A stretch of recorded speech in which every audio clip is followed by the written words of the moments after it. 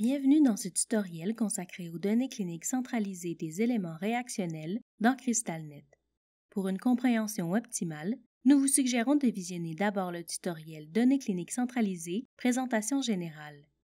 Dans ce tutoriel, vous apprendrez à consulter les éléments réactionnels et à saisir des éléments réactionnels. Un élément réactionnel constitue un allergène provoquant chez l'individu une réaction du système immunitaire ou une forme d'hypersensibilité de sévérité variée. Les éléments réactionnels englobent toute allergie ou tout effet indésirable, communément appelé une intolérance. Les symptômes ressentis peuvent varier grandement d'une personne à l'autre ainsi que d'un allergène à l'autre.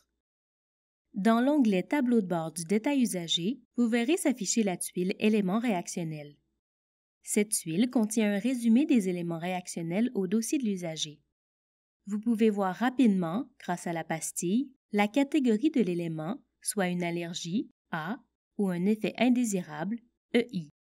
Vous verrez également la famille de cet élément réactionnel, soit médicament, alimentaire, environnemental ou de contact, son nom, un commentaire s'il y a lieu, ainsi que le statut de l'élément réactionnel. Veuillez noter que les éléments réactionnels ayant un statut inactif, réfuté ou résolu, ne sont pas affichés dans la tuile. Pour visualiser l'ensemble des renseignements sur les éléments réactionnels, cliquez sur Voir le détail. La fenêtre Éléments réactionnels s'affiche. Pour ajouter un élément réactionnel, cliquez sur l'un des deux onglets, Médicaments ou Alimentaire environnemental de contact, pour rechercher dans l'un ou l'autre des catalogues. Inscrivez le terme désiré dans la barre de recherche. La recherche d'éléments est déclenchée après la saisie de 3 caractères ou plus. Cliquez sur l'élément recherché parmi ceux suggérés. L'élément réactionnel choisi s'ajoutera immédiatement au tableau des éléments réactionnels. Des champs, en rouge, seront alors à préciser. Tous les champs du tableau représentent les champs obligatoires pour un élément. Dans la colonne Allergie, effet indésirable, choisissez la catégorie appropriée dans le menu déroulant. Dans la colonne Statut, sélectionnez le statut approprié. Notez qu'il n'est pas possible d'entrer un statut inactif, réfuté ou résolu, directement dans le tableau des éléments réactionnels.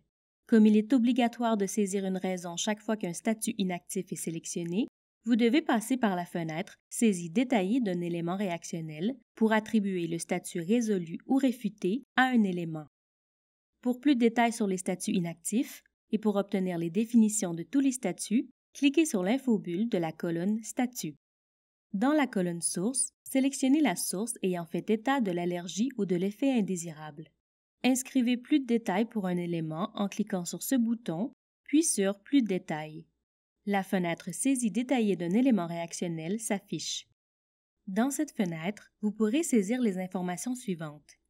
Le type de réponse immunitaire, soit comment l'organisme réagit au contact d'un élément, les réactions, parmi les choix présentés, en précisant la date, l'intensité et la description, le statut de l'élément réactionnel, la conduite à adopter envers l'usager et la source d'information.